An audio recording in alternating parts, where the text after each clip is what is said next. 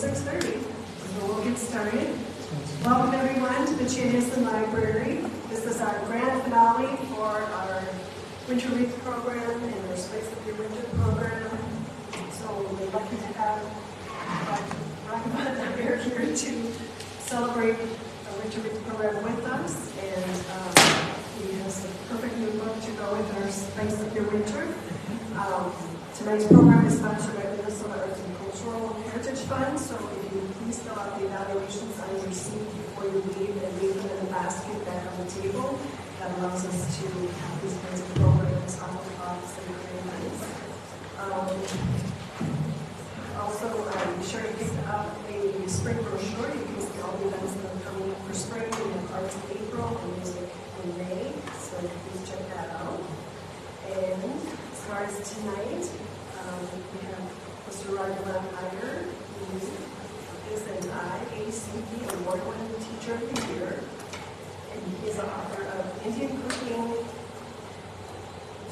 Unfolded, 60 Curries, Betty Parker's Indian Home Cooking, and the James Beard Award Highlights for the Turmeric Trail. He has many recipes and consultant to General Mills, Target, and Nola, among others. He's the host of the award-winning documentary Asian Flavors. His articles have appeared in print and online: Eating Well, Cooking Light, Fine Cooking, etc., and Gastronomica, among others. Through his books and most recently the New York Times. Yes, recently.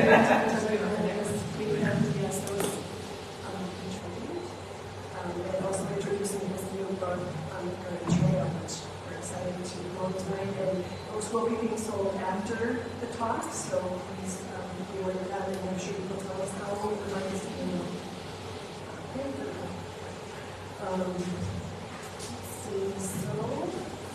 Through his books and appearances, he's brought the world of cooking and flavorful spices to home in an accessible way. Tonight he will discuss the new book on the Current Trail. It was just released today, so join me in welcoming Raghavan Iyer.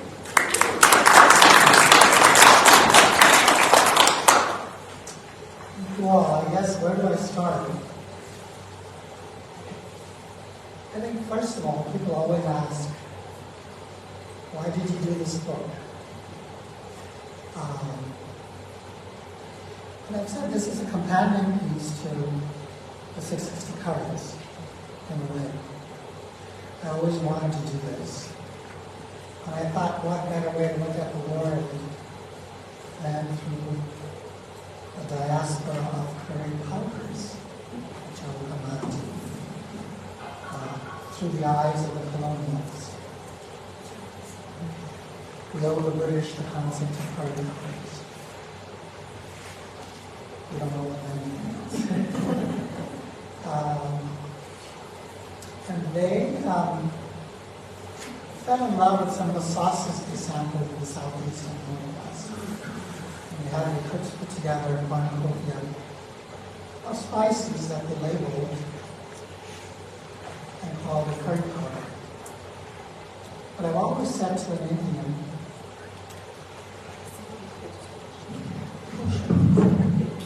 is that better? Yeah. I've always said, to an Indian, curry has nothing to do with curry powders. It has everything to do with sauces. So if the dish is not saucy, it's not a curry. As simple as that. You can have a plethora of spices and herbs, which we have at our beck and call. But it gets to a point where you don't need a lot of spices and herbs to make something Indian. One ingredient is plenty. And I showcase that in the Indian Cooking Unfolded, where I would take one spice and unravel multiple flavors from any given spice or herb. And that just opens up the whole world. All of a sudden, you feel like you really don't have a handle unless and until you recognize the basics of what Indian cooking is. And so that's what I aim to do with that particular book. Every book is different. I feel like I'm a teacher at heart, and I write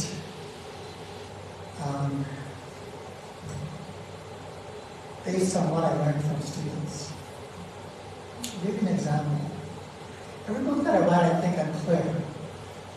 I say keep the oil over medium-high heat, add XYZ, blah, blah, blah. Look for whatever. And then over the course of time, somebody said, what does it mean to heat the oil over medium-high heat? So my job as a teacher was to say, how do I give them the impression I'm in the kitchen with them as I'm cooking? So I said in the future books, heat the oil over medium-high heat. Once the oil appears to shimmer, add ABC, XYZ, blah, blah, blah. The process of adding that shimmering look, I don't know if you ever remember, it's giving my age away, those old Peter McDonald movies. And it talks about these roads in Texas and how you see the shimmering effect happen in the sun. That's what you're looking for on the surface of the oil. That's an important point. The other thing that people forget that I emphasize is do not be hell-bent on looking at a particular cooking time or cooking temperature, or because your pots and pans are different. Your perception of medium-high is different than mine. So when I say heat something over medium-high heat in a 10-inch pan, one option for you is to turn the heat up to medium-high and heat it. So you start with a full pan, bring it to the temperature. Or you put the pan on it, turn on the heat, and along with the heat, the temperature comes to the right point. So in any case, it buys you time when you're cutting and chopping in the kitchen. You're not sitting there thinking, I have to wait for this. You can cut and chop while that is getting hot, and then you can continue your cooking process. And I think that's the best way to approach it. You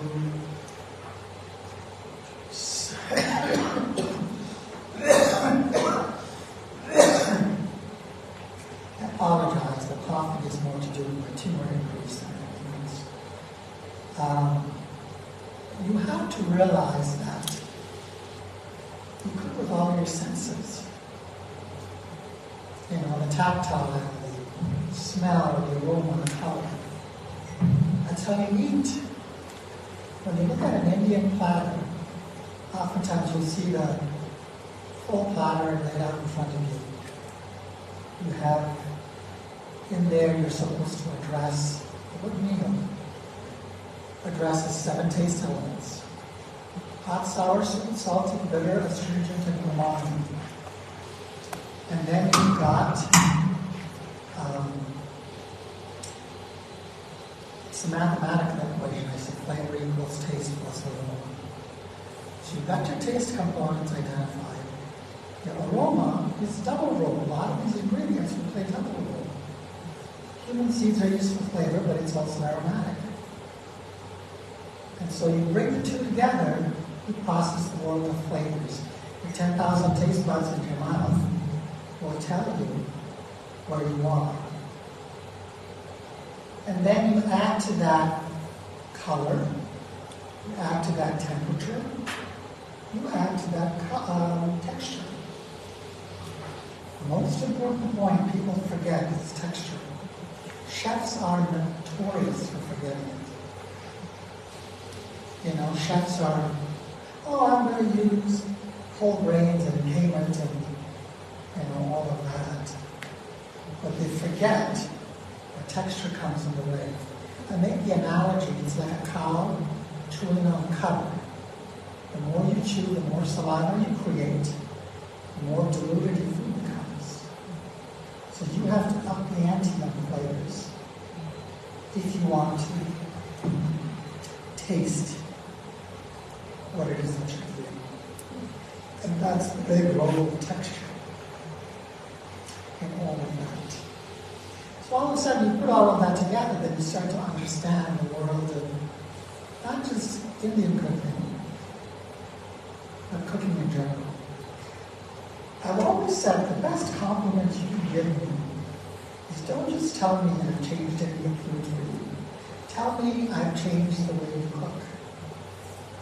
Because to me that's more powerful. That tells me that you're on the right track in terms of where I want you to be with cooking. Which brings me to the world of curries. The Indian subcontinent, I've always said, is the master of working with sauces. They know what to do, they know how to do it. They do it with pizzazz, they do it with panache. They work hand in hand with flavors from Sri Lanka and Nepal and Bhutan and Pakistan. From Sri Lanka, and you end up with results that are really quite incredible. So to me, that's the essence of a good curry, from an Indian standpoint. And so when the British came along, I talked about the flavors that they liked. They brought Indians with them to these colonies of theirs as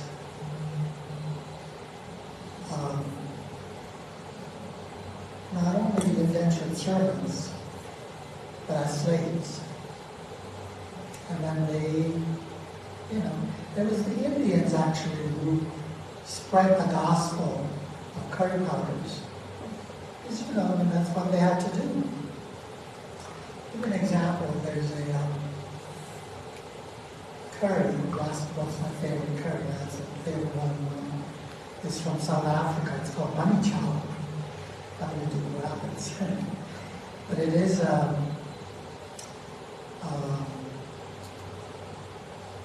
because there were laborers that were forbidden from going to restaurants to eat. They had to rely on, so these Indians thought, we have to feed these people. They're our people. So they brought out these pans and cooked on the street corners and made these garbanzo bean stews or chicken stews. They took these pieces of bread and hollowed them out, put the curry in it, and served it to them. And that's what became a complete meal. So they could sort of eat on the run and enjoy their meal. And that was how bunny chow was born. And that's, just one example. And then you look at the world of Trinidad and Tobago. Rich sources of ghost chilies, these habaneros. They used to come up with these amazing dishes that sang with a lot of heat, which brings me to a pet peeve of mine. Is people say, ooh, is it spicy? How spicy is it? I like it medium spicy, I like it really spicy. What they really are saying is, I like it hot. Don't equate spice to heat, because when you look at spice, we come from a world of flavors that is filled with spices that are incredibly amazing. And then to that, add heat to it, which is what promotes, that sense of burning in your mouth. That's what you're equating as spice. So you know all of a sudden how long that is in a way. So you end up changing your vocabulary, hopefully, from this point on. So, anything that I've touched upon so far?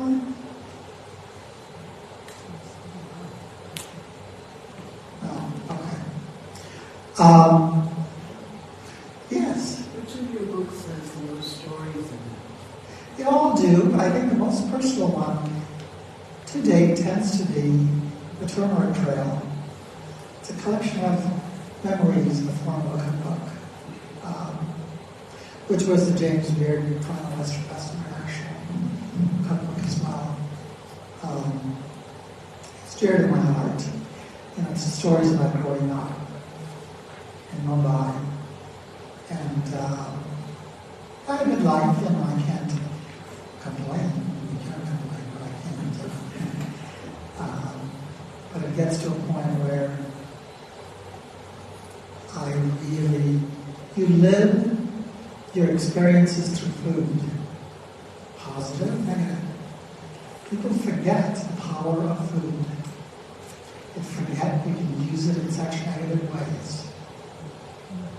You look at how populations are annihilated in the name of food. On the other hand, you look at the beauty of food come into play and how you can showcase, the inherent quality of food. I'll give an example. I think I mentioned to that one. When I was in the hospital after my first surgery, I had a couple of complications and I lost 10 pounds. No, 30 pounds actually, which is a lot for me. And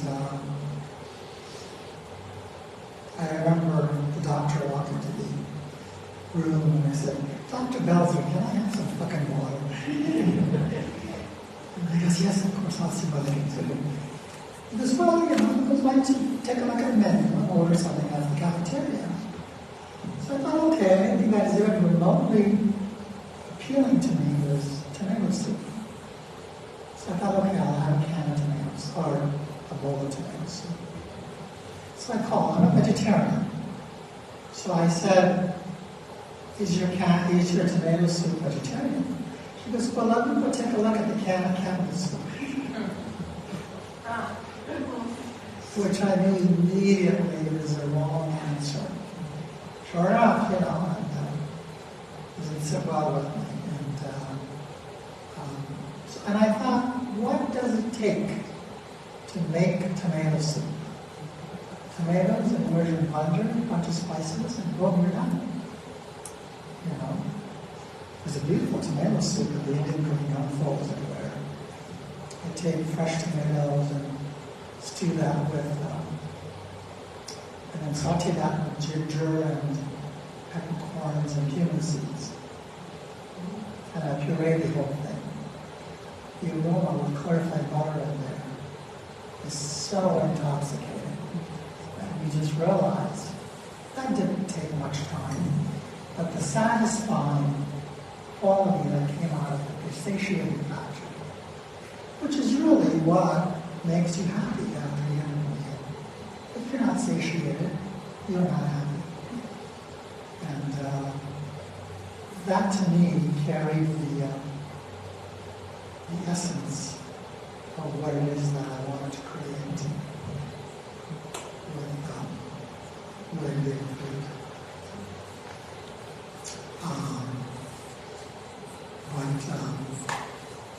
Yeah, it is one of those interesting things. The first book I wrote, what was its book with an oxymoron title? It's Betty Crocker's Indian Home Cooking, which came out in 2001. I had no intentions of doing that book. My first proposal was the Turmeric Trail. And I had an agent in New York. She represents people like members of the diaspora. Barack Obama was his first book, and very well established. remember running into one of the editors at General Mills. And I said, do you think Betty's ready for India? He said, well, give us a try, see what you think. So the editors for that book came into town. And they had asked me to make lunch for them, so I did. It was a multi-regional thing. I'll come back to that regional point in just a minute.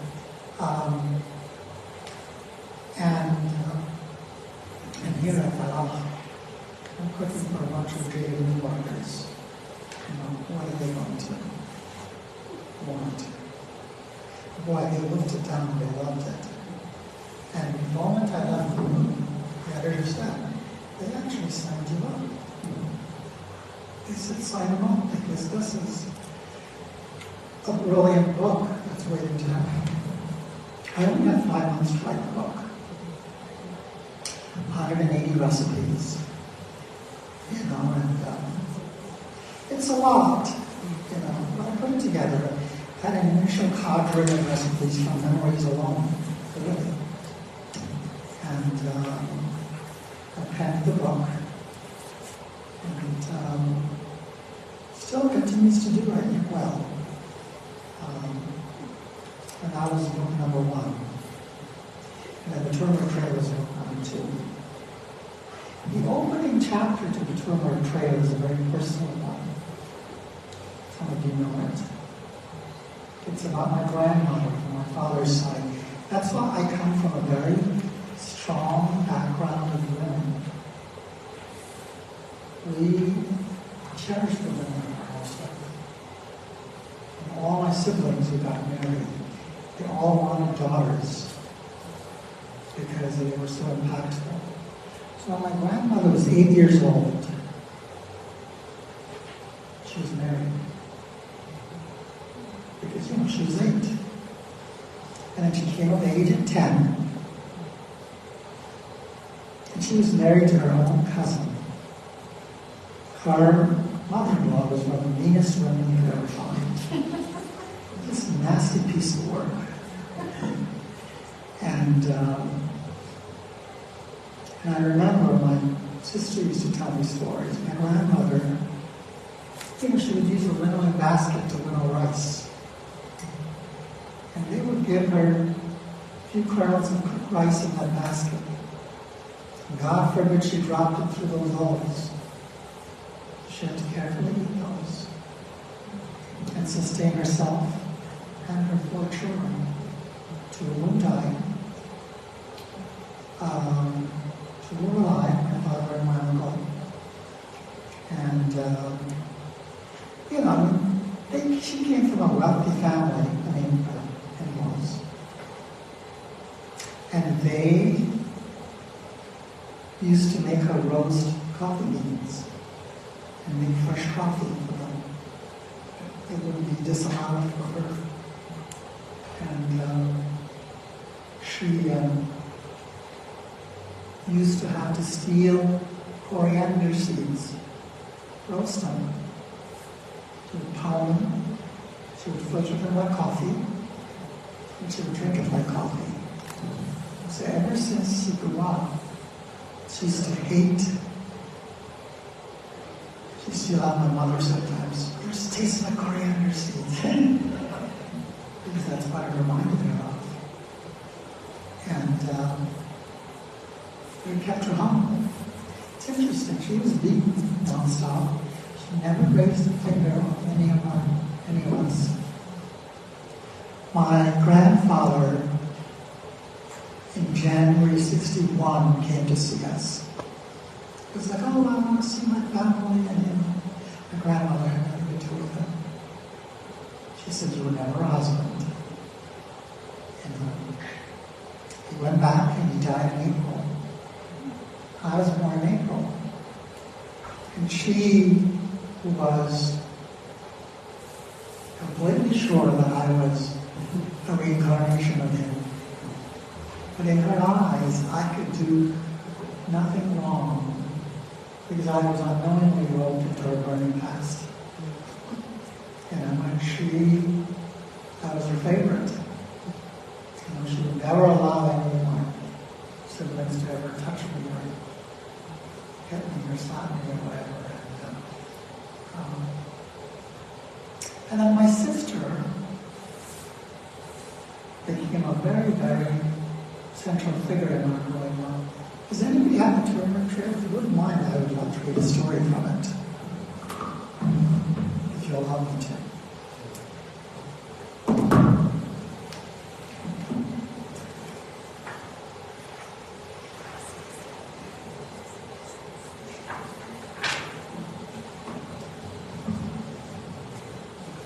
This is a story that's actually associated with a recipe called steamed milk with pistachio nuts and almonds.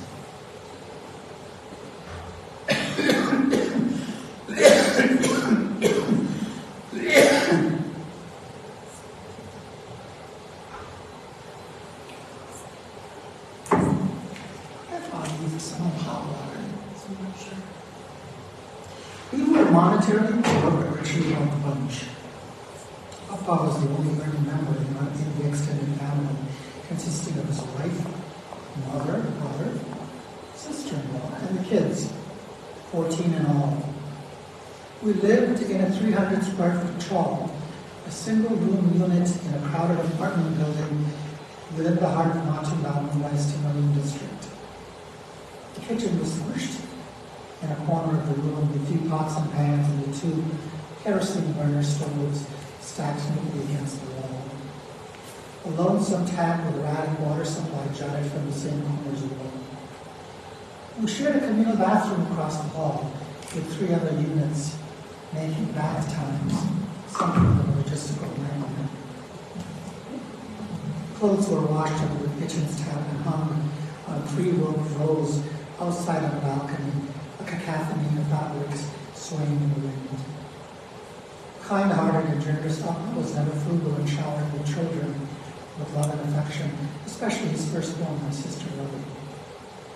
Once a week on his day off from working for the Indian Navy, after almost everyone is asleep, his ritual journey began.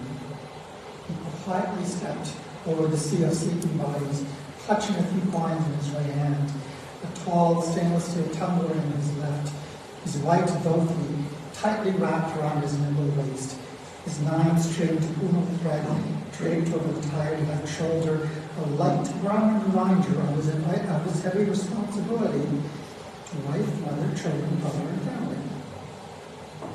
He stepped bare-chested, a cotton Nordstrom draped over his left shoulder, with no shoes or slippers on his calloused feet, down the chip stairs onto the quiet street, and around the corner to the dairy vendor store.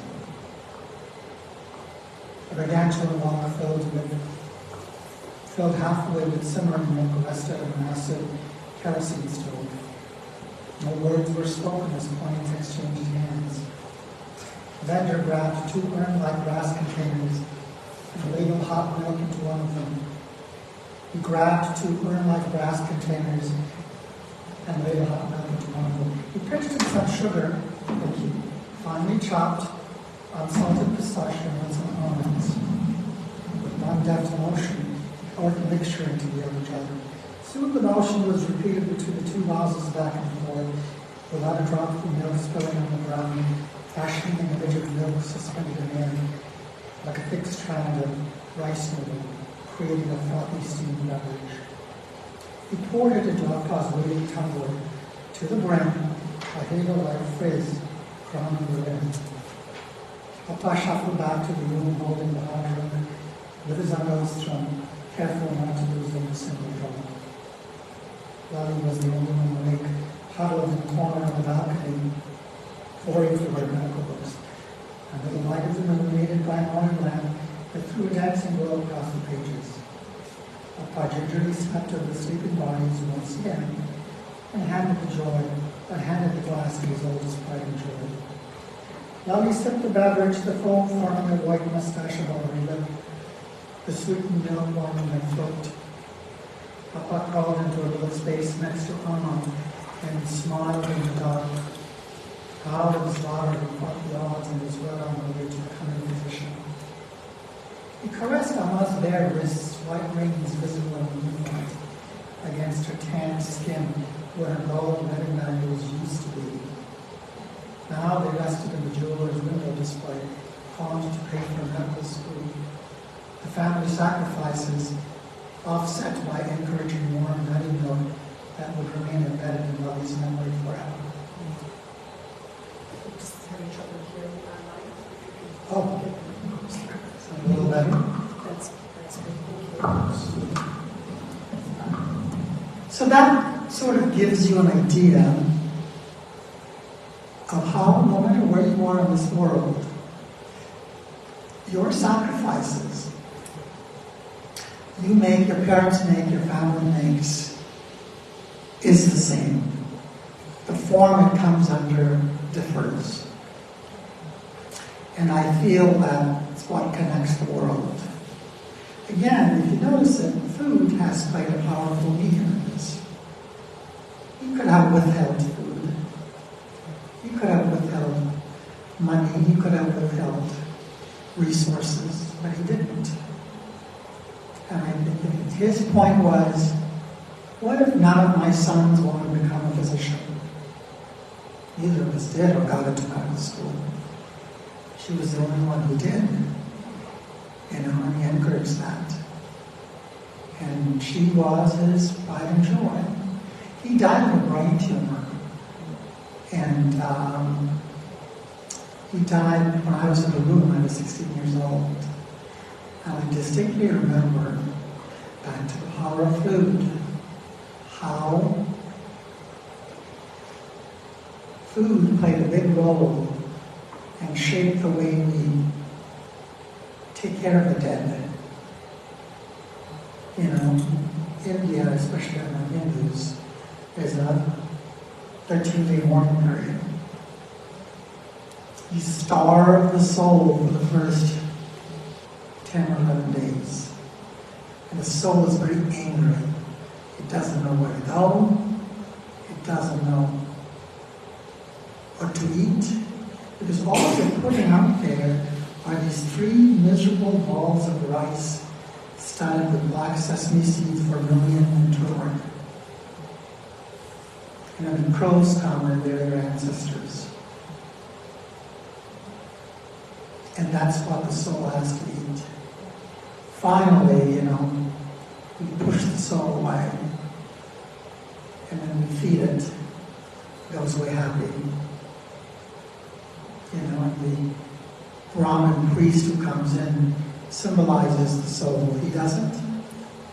Symbolizes the departed. He doesn't sit facing the crowd. He sits facing the wall with the food in front of him. He eats it quietly, gets up and goes with his umbrella, his sandal, a walking stick, a pitcher of water. The villages, they carried a cow, but that was, part of the city life. And he would depart. And that would be his gift. And then, 13th day we would celebrate with a lot of fanfare and we would wear clean clothes and people would come and there's firecrackers and all of that. So it became a celebratory event at some point in time. And so that was quite a meaningful ritual. We used to keep an oil lamp lit where he normally would sleep. And I remember his mother, the strong one, who was married at 8. She would sit in front of that and she would rock herself and cry. And she would say, and we would ask, why are you crying? She goes, because you might send me away somewhere. She says, I will. And she lost hope of life. She lived for 2 years, and she said, that's all I could muster. And she was really heartbroken, and she died. So that was a very, very powerful image for us in terms of safeguarding and taking care of her own. Because I feel like it was one of those things that you have to do. I mean, Lord knows, you look around the room, we're all getting older. We're getting to the point where we face our own death. I'm facing my own death. I was diagnosed 5 years ago with terminal cancer. So I have to look at it. And people are always gun-shy of talking about death. And somebody said, oh, don't talk about death because I don't like it. I said, I don't like it either. I said, but I'm dealing with it. I would suggest that you do the same. Because nobody's there hand-holding you anymore. You have to figure out for yourself how you are going to maneuver this whole piece. It's hard for me. I've never been a religious person. This has made me less religious.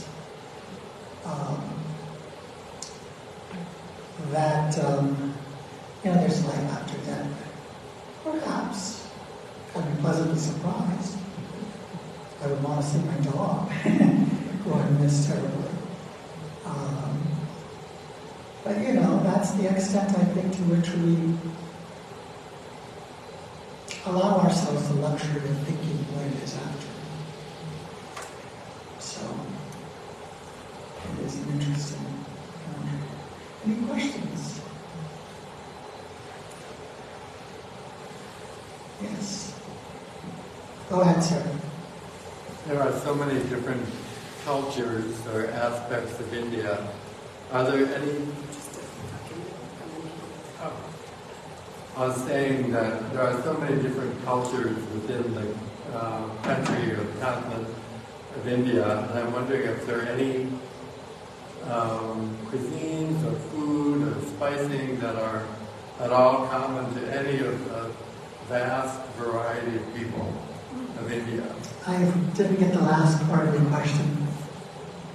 I was saying that, are there any common spices, foods, cooking that are common to all of the Indian peoples? I know there are so many different Yes, groups. Sure, there's commonality in some of the spices we're using. Things like cumin and coriander and cloves and cinnamon and cardamom and peppercorns. I mean, this is what the world came to India for. And that's what sort of, weaves the thread of commonality with cooking. And people embrace them. Having said that, every region, there is such a difference in style. Two people can sit next to each other on the same region and yet walk away with a much different understanding and appreciation of what Indian food is. And I think that is very much reflected into this day. So, you had your hand, sir? Yeah, you mentioned, did you say you were a vegetarian? Yes. Talk a little bit about that, and also how I see shrimp on the one book cover. How do you manage recipes with it? Yeah. All my books have made recipes in it, because I think it's a reflection of Indian cooking. I've had hate mail from Indians who have said, how dare I have beef recipes in the book? And I said, well, tell it to the Syrian Christians who eat beef in India. Tell it to the Christian community. Tell it to the Muslims. It's just part of their diet. I've been a vegetarian for 61 years. 62 if you count in utero. And I love it. I come from a world of legumes. Lentils, beans, and peas. And I remember talking to my dietitian because I was losing weight, and so I needed to put on weight. I said, Alexi, all I rely on is my legumes. She said, that's all you need, really, is to put on weight. The other dish that really kept me alive, talk about it in the New York Times, is a dish called idli. It's a fermented dish, which is a combination of rice and lentils. The batter is ground and fermented, and you steam it. So you get the sourness, which is amazing. And you just eat it with a spice mix. And that's what, sort of nurtures your body. That's what nurtured my body. And I gained back about 20 pounds of the 30 that I lost. So I think I cannot speak highly of vegetarianism. Has anybody dabbled in that? Yeah. I mean, you know that there's such a pleasurable quality that comes with it. That we don't sometimes. Yeah, meat serves its purpose. It's not the be-all and end-all of a meal. It's a part of the meal, which is, but it's also a reflection of the affluence in the community.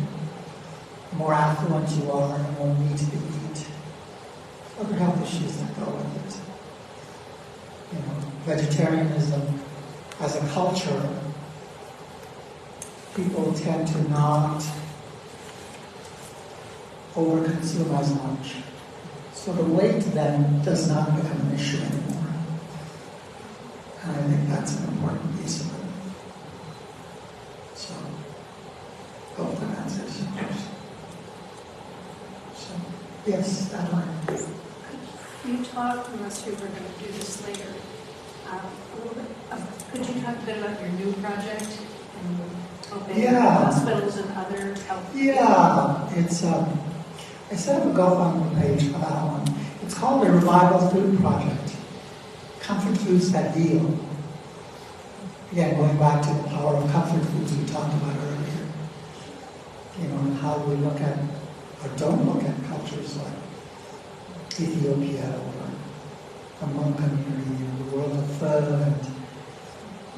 and, injaras and lentil stews and so on, and with nuts.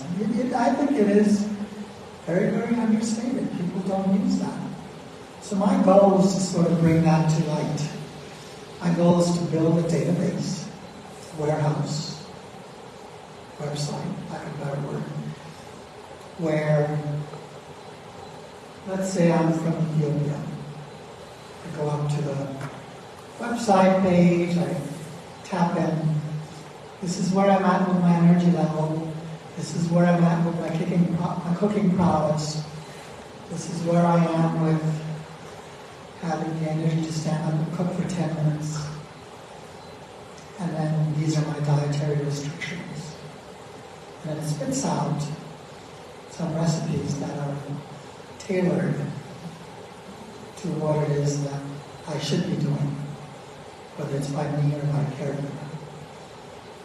And I think that will open up a whole world of appealing to your taste buds. So that's the, and I talk about it more in detail in the emotional way on the GoFundMe page. I talk about the importance of it and what it means to me. And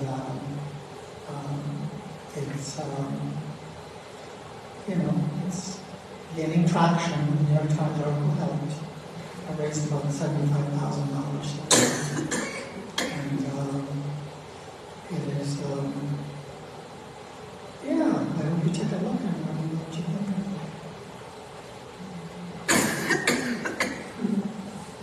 7:15, yes sir, go ahead. I have your Betty Crocker cookbook. Oh yeah, that's the paperback version. And I was just wondering, being you're vegetarian and have been vegetarian all your life, do you have like a team of tasters? Because you have like lamb and chicken. I do.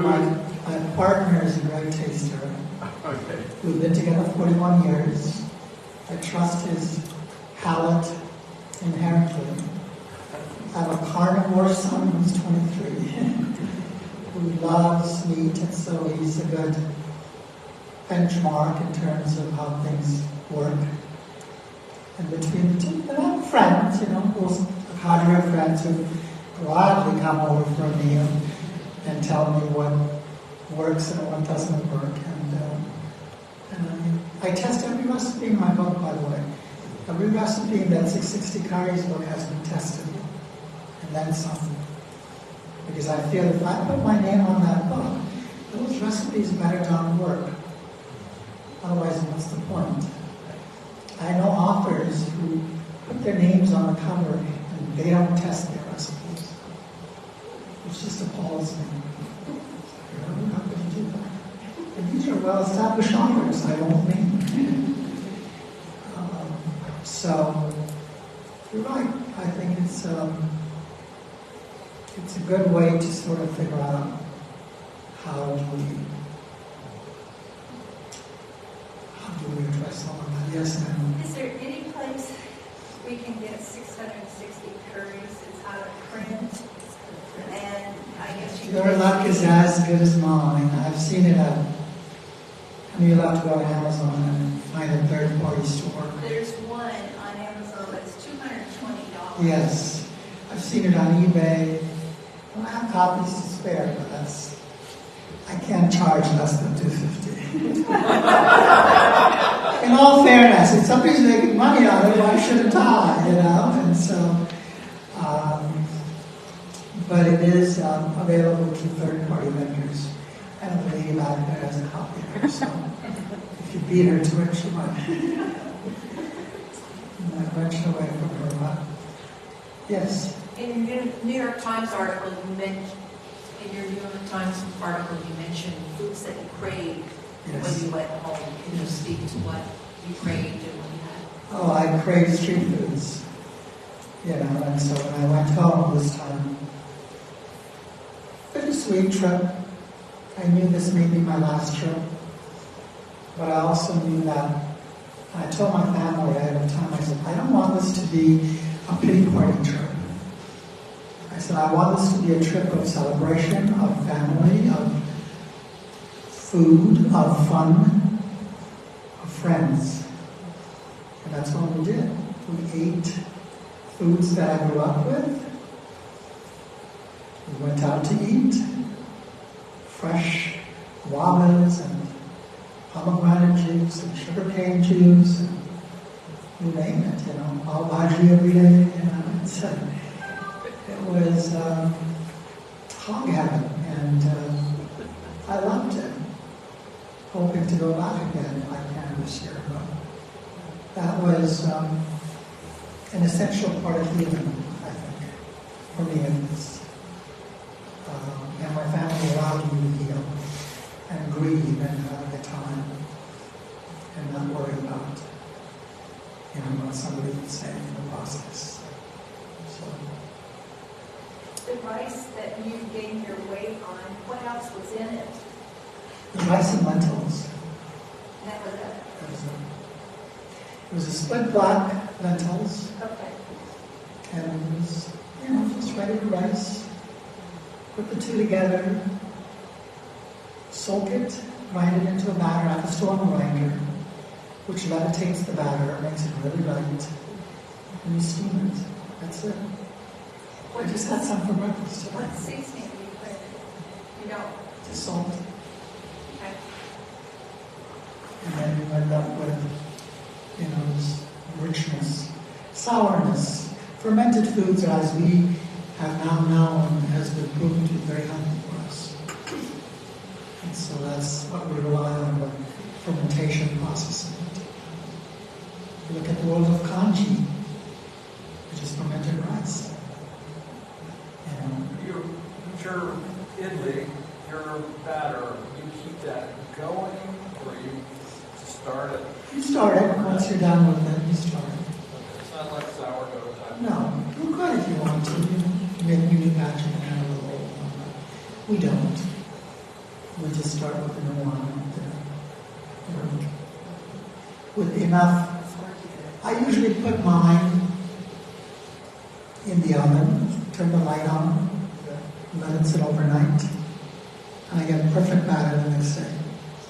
So you don't have to sit at the oven. Just overnight. That's all I need.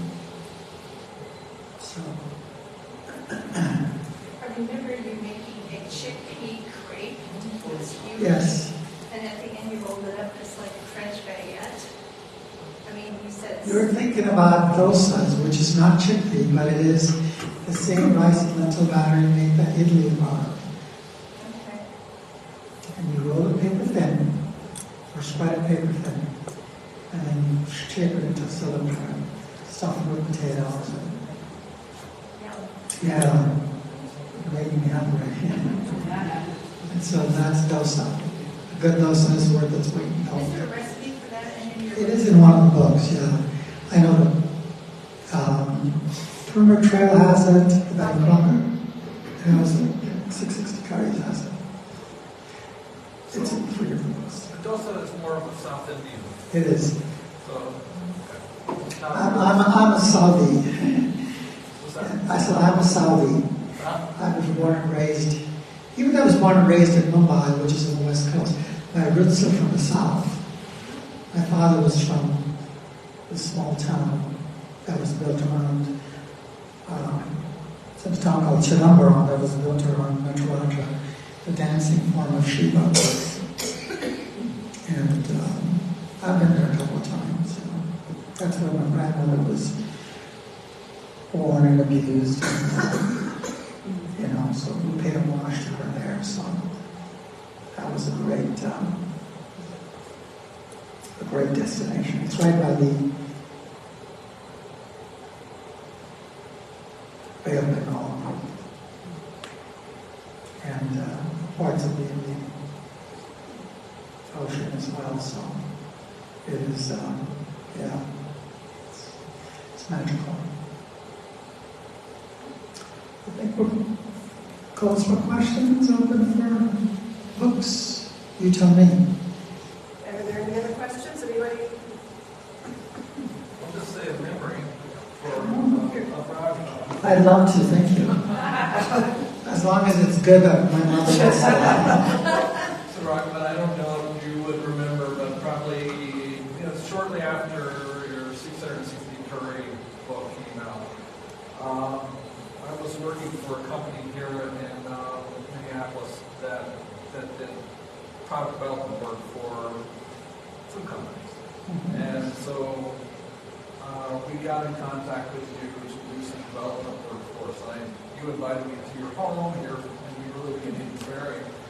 I came, Terry was there, Robert, who was very young at the time, and I think your sister had just flown in from India at the time. And then we've been through and we did some development work there, and then we took those, we commercialized those for this company. But that was, at that time, you signed our 660 curry book, and also Robert did as well. It was dedicated to him, so he felt the book was dedicated to him, so he felt he needed to. And that book has been, all of your books have been used, but the 660 curry book is, the binding is broken. It's broken in pieces. And, there are various recipes that are very favorites of our family, and our son, when he comes in, we have to always make the cilantro fish dish, and then there's another one or two that in there that we always have to make whenever they come home, that are their favorites that have come out of that book. So, just to let you know that it's very well used. There's this kick butt doll that That's not what it's called. I like the name. It does a good job. And in fact, I have a doll this afternoon that from that book. So, I think one of the quibbles we have with it is we never have the right doll that's supposed to be in the recipe. So we always That's an interesting dilemma, I think, on a lot of the space. You go to the Indian store, you see aisles filled with dolls. And no matter how many I have, the one I want, the next one. It's not. A doll to an it's not Indian means many things. Right. A doll in the raw form is a Lego. In a cooked form, as we all know what it is. If a doll If the word dal is attached to a lentil, that means the grain has been split and the skin's been removed. It's whole, they call it whole dal, of course. But that usually differentiates in the raw form versus cooked, what a dal is all about. And I love the dal. Even dal and rice, I'll be happy with it 365 days a year. Because that's to me the epitome of comfort food. Nutritious, to say the least. So always there's more than to say. Anybody else? Questions? Would you like the books here? You want to see here